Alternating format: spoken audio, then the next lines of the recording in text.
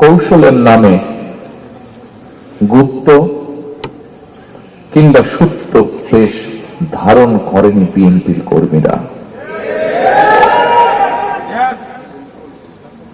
আমি বিশ্বাস করি, দৃঢ়ভাবে বিশ্বাস করি, যে দলের নেতাকর্মীরা অন্যায়ের বিরুদ্ধে এ ধরনের আপোষহীন ভূমিকা রাখতে পারে, সেই দলের বিরুদ্ধে ষড়যন্ত্র কিংবা অপপ্রচার চালিয়ে কেউ এই দলকে দমন করে রাখতে পারবে না ইনশাআল্লাহ।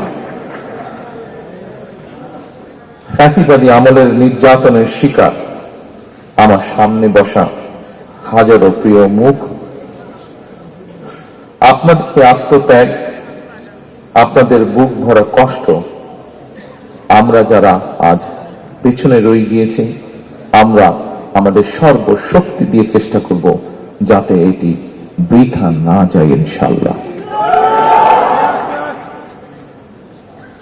ফ্যাসিবাদ বিরোধী আন্দোলনে যারা গুম হয়েছেন, যারা শহীদ হয়েছেন, তাদের প্রতি আগামী দিনের গণতান্ত্রিক যে রাষ্ট্রের আকাঙ্ক্ষা আমরা দেখছি, সেই গণতান্ত্রিক রাষ্ট্র এবং সরকারের অবশ্যই অনেক অনেক দায় এবং দায়িত্ব রয়েছে। রাষ্ট্র কখনোই আপনাদেরকে ভুলে যেতে পারে না।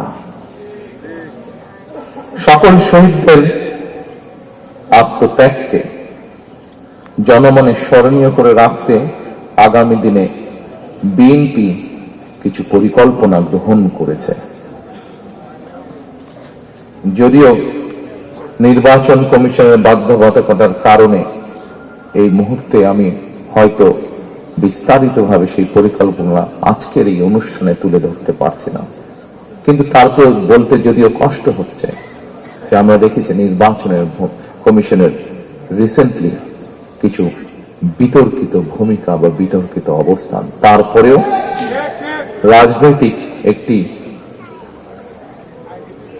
দায়িত্বশীল রাজনৈতিক দল হিসাবে আমরা ধৈর্যের পরিচয় দিতে চাই।